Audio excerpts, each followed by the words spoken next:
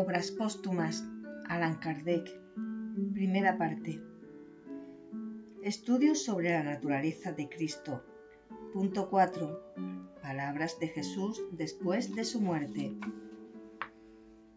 Jesús le dijo: no me toques, porque aún no he subido a mi Padre, mas ve a mis hermanos y diles: subo a mi Padre y a vuestro Padre, a mi Dios y a vuestro Dios.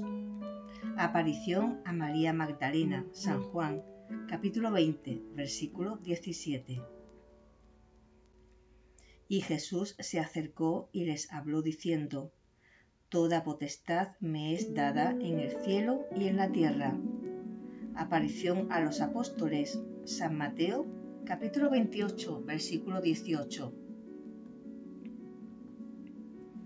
Y vosotros sois testigos de estas cosas. He aquí, yo enviaré la promesa de mi Padre sobre vosotros, pero quedaos vosotros en la ciudad de Jerusalén hasta que seáis investidos de poder desde lo alto. Aparición a los apóstoles, San Lucas, capítulo 24, versículos 48 y 49.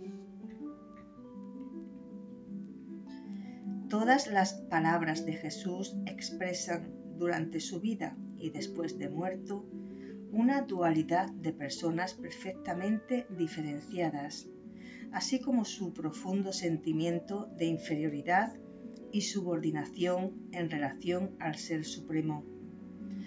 Por su insistencia en afirmarlo espontáneamente, sin estar obligado a ello, parecería como que desea protestar por adelantado contra el papel que intuye se le atribuirá un día.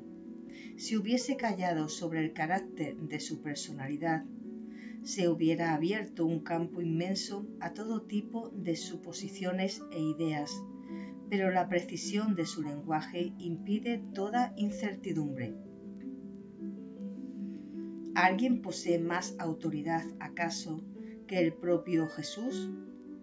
Cuando dice y afirma: soy o no soy tal cosa, ¿quién puede animarse a desmentir sus palabras, así sea para otorgarle un lugar de mayor importancia? ¿Quién puede creerse más capacitado que él mismo para hablar de su naturaleza? ¿Qué interpretación puede prevalecer sobre afirmaciones tan categóricas y múltiples como las siguientes? No he venido por mí mismo, pero el que me envió es el único Dios verdadero. De parte de él vengo. Digo lo que he visto en mi Padre. No me toca a mí dároslo, sino que será para aquellos a quienes lo tiene preparado mi Padre. Me voy a mi Padre porque mi Padre es mayor que yo. ¿Por qué me llamáis bueno? Solo Dios es bueno.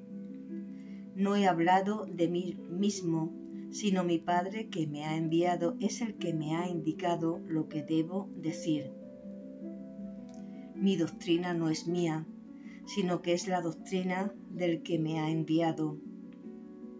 La palabra que habéis oído no es mi palabra, sino la de mi Padre que me ha enviado. No hago nada por mí mismo, sino que digo lo que me ha enseñado mi Padre. Nada puedo hacer por mí mismo. No busco mi voluntad, sino la voluntad del que me ha enviado. Os he dicho la verdad que he aprendido de Dios. Mi alimento consiste en hacer la voluntad del que me ha enviado. Vos que sois el único Dios verdadero y Jesucristo a quien habéis enviado. Padre mío, en tus manos encomiendo mi espíritu. Padre mío, si es posible, haced que este cáliz se aparte de mí. Dios mío, ¿por qué me has desamparado? Subo a mi Padre y a vuestro Padre, a mi Dios y a vuestro Dios. Cuando se leen tales palabras, nos preguntamos cómo se ha podido darles un sentido diametralmente opuesto al que con tanta claridad expresan. ¿Cómo ha podido siquiera pensarse en concebir una identificación completa de naturaleza y poder entre Dios y el que se confiesa su servidor? En ese larguísimo proceso que lleva 15 siglos, ¿cuáles son las piezas de convicción? Los evangelios, pues otras no hay, y ellas con respecto al tema en litigio no dejan lugar a ningún tipo de dudas. A los documentos auténticos que no se pueden rechazar sin dudar de los evangelistas y del mismo Jesús, ¿qué otros documentos se oponen? Una doctrina teórica puramente especulativa, originada 3 siglos más tarde de una polémica surgida acerca de la naturaleza abstracta del verbo, vigorosamente combatida durante muchos siglos y que sólo por la presión de un poder civil absoluto ha conseguido prevalecer.